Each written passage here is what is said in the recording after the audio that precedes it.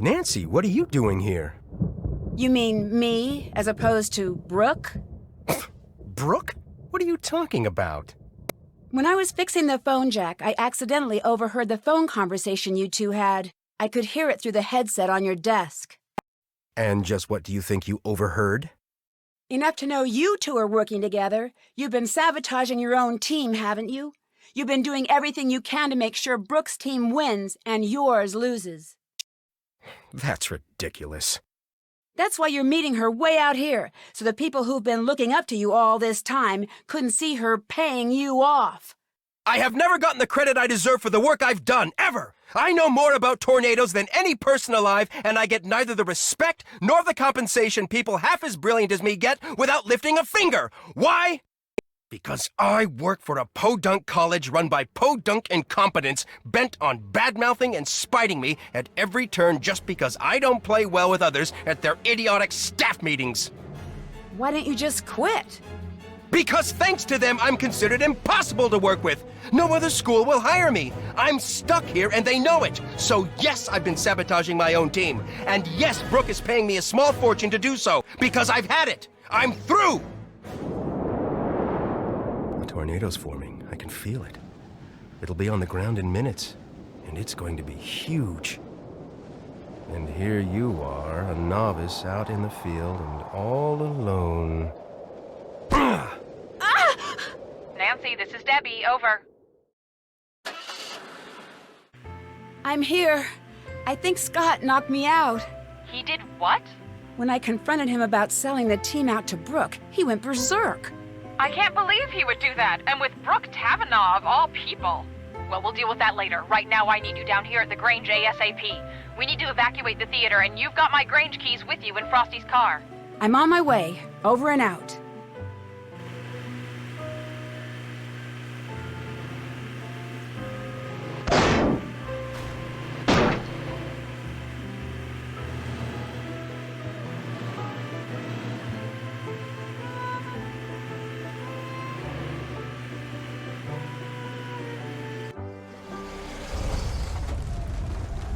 It's been chaos here.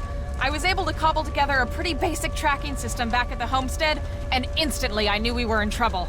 The storm was showing a high potential of moving into town, but without the proper readings, we couldn't issue an alert. I knew we'd have to evacuate the Grange in person. But when we got here, we saw that it's locked. The shelter is locked on a performance night. I need you to take care of this while the rest of us work on a backup plan, okay? I'm trusting you here. I know you can do this. There are a lot of people depending on you right now.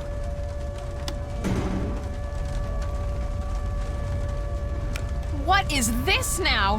Who would double lock a storm shelter? Nancy, quick, which key opens the shelter? Yes, you did it! Nice job, Nancy.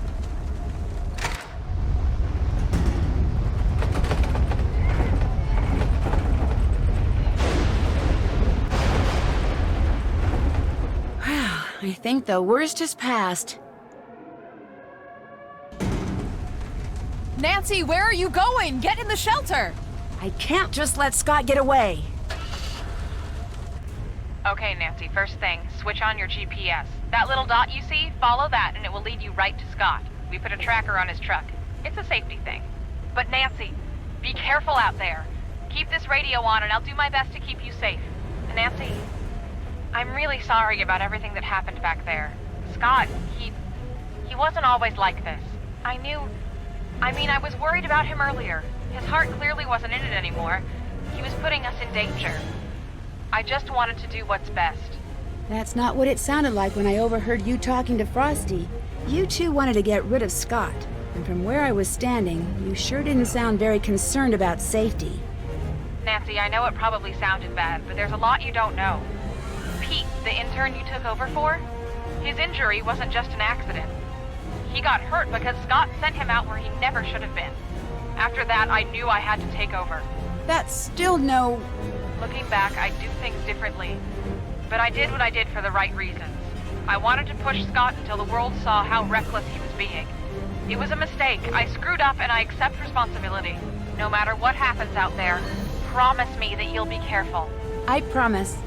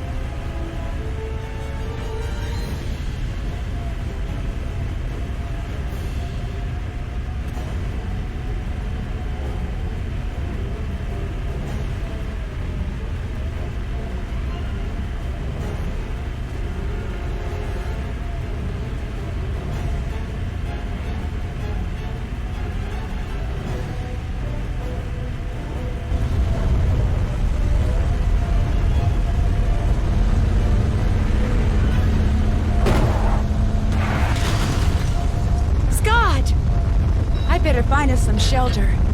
Wonder if there's a way to get into the spring house.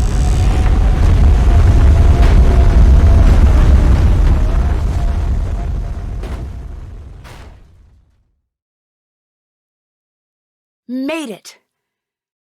Dear Ned, once the theater was successfully evacuated, Debbie and Chase were able to follow the GPS tracking signal to the spring house, where Scott and I had safely weathered the storm. Although he was pretty seriously shaken up in the crash, Scott came to in time to see Frosty arrive with the police. He received community service for destruction of public property and interfering with public safety records. He didn't fare so well with the college. They fired him quicker than lightning hitting a bee-stung greyhound, as they say around here. So it looks like he'll actually be serving the community now, instead of just pretending to, even if it's just by picking up garbage by the side of the road. Word spread quickly about Scott's misdeeds, and soon Brooke Tavenaugh, the rival Chase team leader, found herself out of a job as well. With the storm season almost over, it looked like both teams were out of the competition. Debbie, always the organizer, decided to combine the remaining members on both teams for the remainder of the season. Without Scott's ever-present storm cloud hanging over the team and his constant sabotaging, the team really began to hit its stride with Debbie in charge. 2 days after I told Krollmeister I had found the source of the sabotage and the change in team leaders, Debbie's Chase team was greeted by a surprise delivery, the next generation of Krollmeister's storm tracking and detection equipment. With Scott out of the picture, Frosty renegotiated his contract. Now that he's able to pursue his own projects on the side, he's just about doubled his output. He's launched his own business, and when he's not getting pelted by softball-sized hail, you'll find him in his studio. Chase has given up on his dreams of finding oil. Even if he hadn't, he wouldn't have the time to look. Debbie's keeping him too busy. Free from having to spend his days fixing Scott's mistakes, Chase has finally had the opportunity to show off his keen sense for weather. Now that Debbie has accepted Scott's old position as head of the Canute Storm Team, he's become her right-hand man. Last I heard, he was going to assist Debbie in her classes in the fall. And when I got home, I found a surprise delivery myself as well. The first shipment of my lifetime supply of Cocoa Kringle bars. Krollmeister also sent me a note telling me to keep my bags packed. He has a special surprise trip planned for me as a way to say thanks. As long as it's someplace where the clouds stay in the sky like they belong, I'll be happy to go. While the winners of the Green Skies event won't be determined until fall, things are looking pretty good for Debbie's team. With the new equipment, they've logged the most storm data. And although Debbie won't be showing anyone until she's 100% sure, the team may have made a verified touchdown prediction. Yesterday, a postcard from Pa arrived. After the town repaired the storm damage to the Grange, they restaged the town play. They even added a new part about the storm, including a scene where a certain someone unlocks the storm shelter. As long as it wasn't played by Pa in a wig, I'm happy. Pa says that he remembered most of his lines this time, at least the important ones. As for me, well, I've had just about enough stormy weather for one season. Love, Nancy.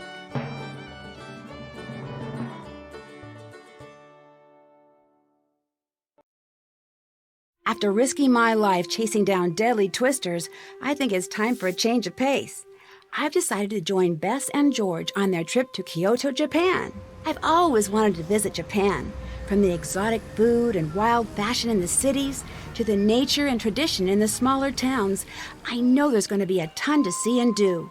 As a thank you for all of my hard detective work, P.G. Krollmeister has reserved a room for me at one of the area's best ryokans, or traditional inns. It'll be nice to finally take a break from solving mysteries and to spend a few weeks without danger and dark secrets hiding around every corner. I've already heard that the ryokan I'm staying in has quite a reputation. I'm not sure exactly for what, though. Well, I'll find that out soon enough.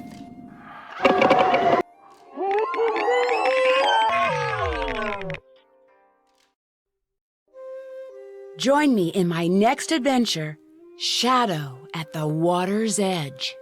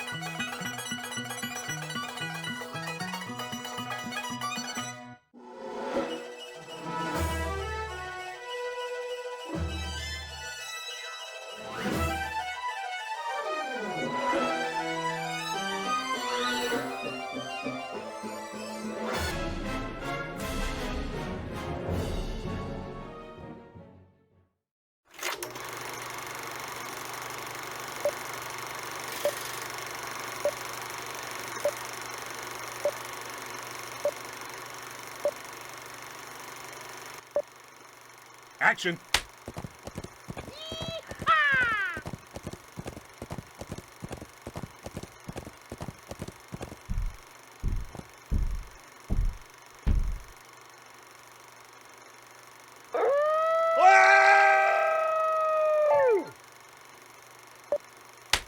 Here you go, little guys. Good luck in your new home.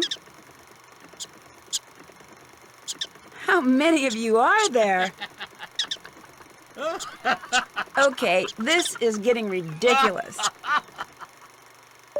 This is Elsie's first time as a driver on the Oklahoma circuit, but already she's showing herself to be a talented driver and fierce competitor on the track. It's rare to see a young cow driver with this much confidence, especially on such a difficult terrain. Excellent handling around the turns. Uh-oh, this could be trouble. And she handles it like a pro. Excellent performance today. Only one question remains. How did she get a car in the first place?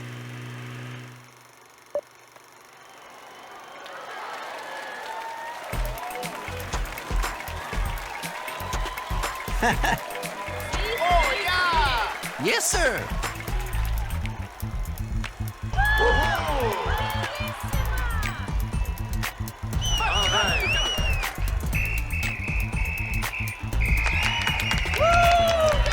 Yes, sir.